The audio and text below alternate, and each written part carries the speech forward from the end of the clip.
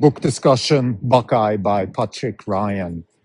This is a coming of age novel about several characters spanning the time of sort of the late 1920s to the late 1970s. So it's a part of history of the United States, in my opinion, very, very important, particularly for me as an immigrant who hasn't been studying this history very thoroughly, very, very revealing to see the history through the eyes of characters and lives, which I think is, in my opinion, that's probably the most important thing that a novel can do, which is give you a taste of the time, of the actual circumstances and lives that people were living at that time. And that gives you a really good sense for history. And I think somebody once said the best history books are novels because that's what it does. And I think Patrick does a phenomenal job at that.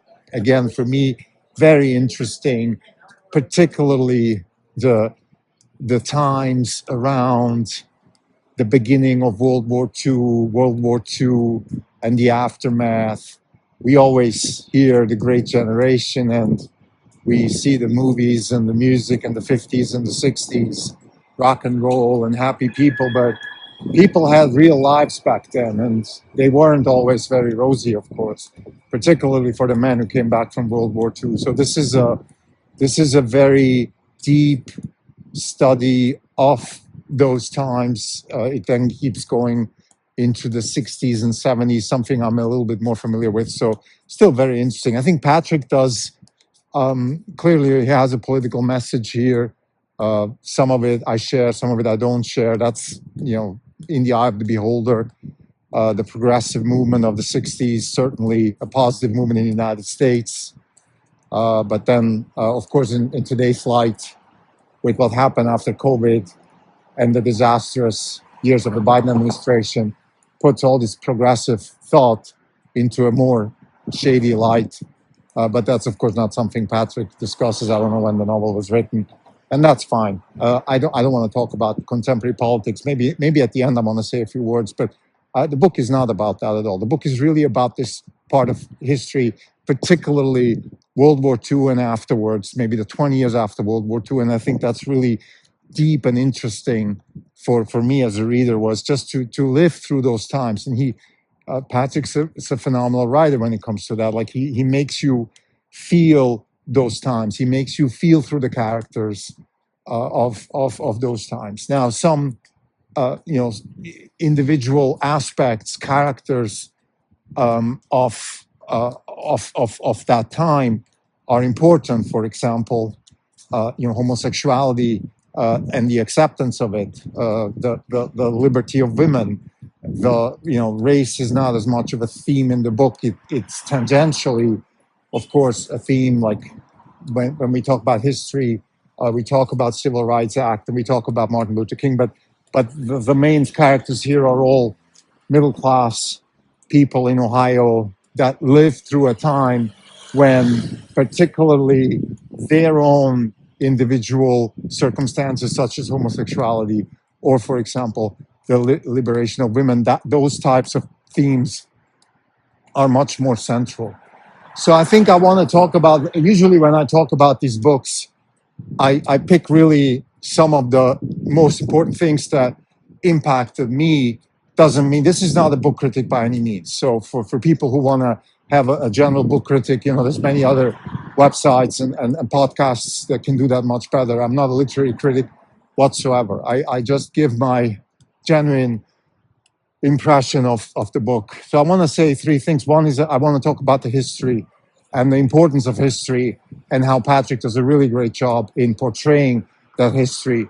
I want to talk about the very conflicted relationship of the female characters in this book and related to the liberation of women and how it relates to that. And I think third, I want to talk about the concept of honesty and lying, which is a big theme in this book also. I'm going to talk about this in a little more detail. So let me start with the first thing. I already mentioned in the prelude, I think the strongest feedback that I can give from this book is really the impression it made on me as a history exercise. Like I really feel much more in tune with this country now, understanding what happened in the years before I was even born. And this is very interesting for me. I was born in 1968. So those 20 years before I was born were actually sort of are the key of this novel. So this is right before. And this is not your Kerouac, The Road type novel. This is not that kind of novel. It is a much more, okay, what does a normal person in a normal city, in a normal state of the United States go through?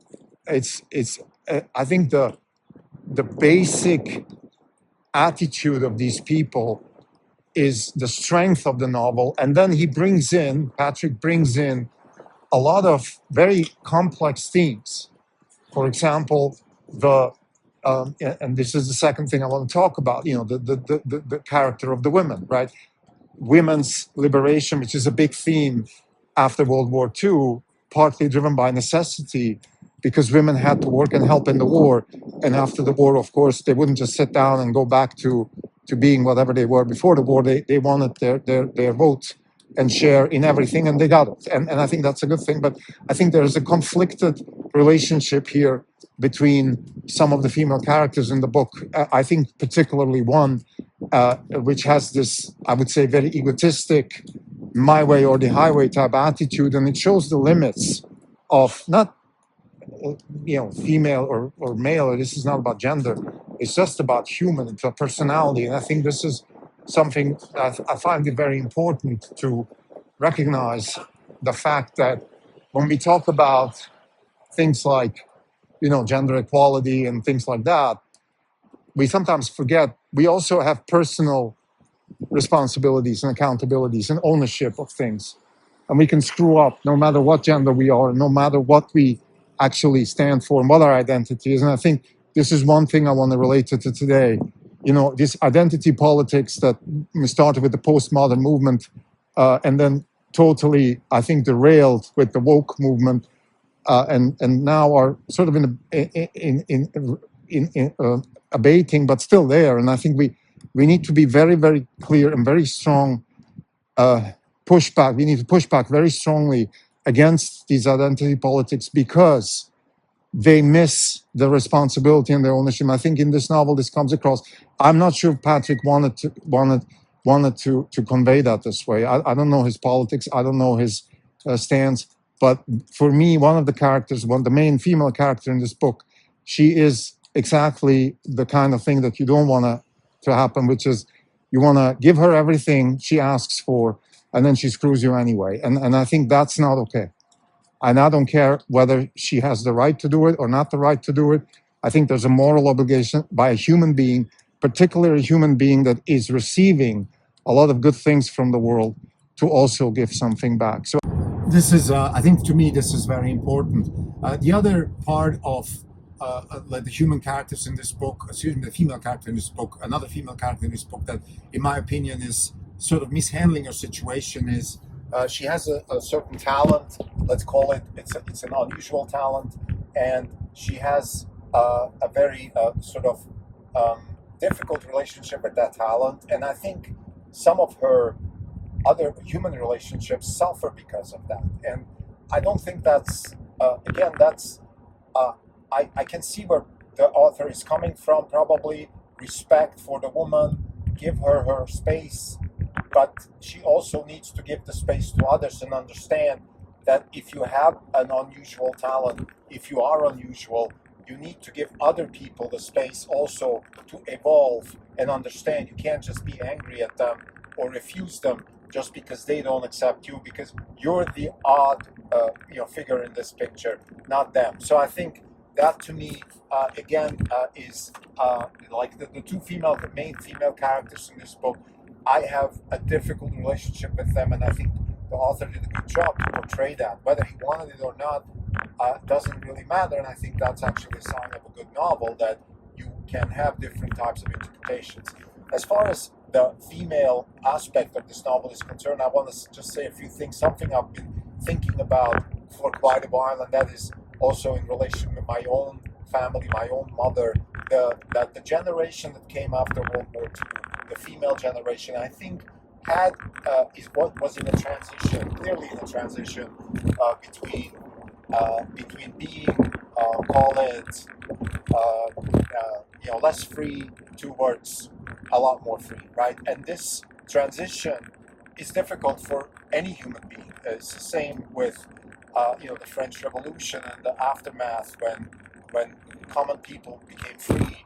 I think it wasn't always easy to do that, and I think for women particularly, the role that they play in society changed legally a lot faster than society accepted that change. In other words, you were free to do what you want as long as you stayed home and took care of your kids. Well, it doesn't work like that. And I think we're still struggling a little bit with that. And I can see the frustration, particularly in the generation that came before me. So my mother and her friends all share the same thing. I've seen it in books. This is one of them, actually. It's a very good book because it covers exactly that time frame. And it shows that the female characters in this book, let's say, didn't always have it easy. And I think we need to give them some leeway, particularly since those people are still alive and they're in their 80s now. And I think we need to give them some leeway. Let them get old with dignity. And as the author says, let them listen to the past and let them rephrase all the important things that they thought about and listen. Just give them the ear. I think that's all they're asking for. So this would be and that's why I think this is a phenomenal novel, because it brings that out in me. And I think I'm a typical reader. I'm born in the late 1960s, so I went through a lot of the history and social movements that came right after this book's main themes, and therefore I think it's also a beautiful connection that one can have with the book. The last thing I want to say, or the third thing I want to say, it's not the last thing, but the third thing is about betrayal and lies. Now, this is, of course, a big thing. Starts with the Bible, and if you ask me, the best ever written script about betrayal, lies, and love is the Godfather script. Steinbeck has written about it, the Russians have written about it, Dostoevsky and Tolstoy in particular, and then many others. These just on top of my head. So I think I can see Patrick's difficulty in getting this across.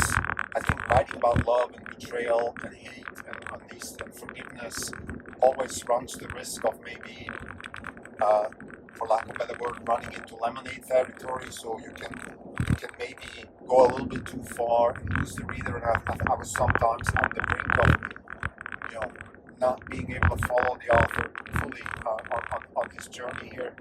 But nevertheless, I think he did a good job. And I just want to say that, like with the women, also there's a character who is very angry because he gets lied to, and I don't think that that's the right attitude. And I think in this particular case, actually, the author agrees with me, and at the end of the book, the personality actually does find forgiveness and love. And I think that is the key. If you're lied to by people, in the sense that they tell you something at the time when they're ready to tell you that, I think you need to accept that, and you can have some emotional reaction, but to have an everlasting anger, I think it's the wrong reaction. So now the last thing I want to say is the literary sort of, not critic, I'm not a literary critic, but since I'm a writer myself, I like to analyze the techniques and the literary methods that the author used. And I think at this point, in this case, there's two things I like a lot. One is the build-up of characters to their past. In my novel Chronopunk, I use that technique, and I think it's a great technique. So you start with a character, imagine a movie, and you see a woman smoking a cigarette, reading a book, and saying a few things, maybe going to work, and then you flash back into her past, and you show where she comes from, who are her parents, where did she go to school, how did this person become who she is. I think that's very powerful. I think Patrick Ryan does a very good job on that front. I think the other thing that he did extremely well is there's a lot of signal in the book. But I mean with that is there just isn't a lot of unnecessary blah blah blah. And a lot of novelists, they fall in love with their own words and stuff like that. And it's fine. And maybe some readers also appreciate that. I think Patrick Ryan's very concise, to the point writer, where okay, this is what I want to say about this person, and this is what happens. And you have situations where somebody gets married or dies or things like that, and they just happen. And there's no suspense. This is not a a movie, a Ridley Scott movie where we have, 2 minutes of music before something big happens. It just happens because I think the actions in the book are not as crucial. This book transcends actions. It transcends location. It transcends momentum. In a sense, if you want to use the physics analogy, it is in a different dimension. It's in the dimension of humanity, of love and hate and forgiveness, and not in the dimension of action. This is what happens at this point in time. So I think great job again by Patrick Ryan. Highly recommended. Buckeye by Patrick Ryan. Thank you.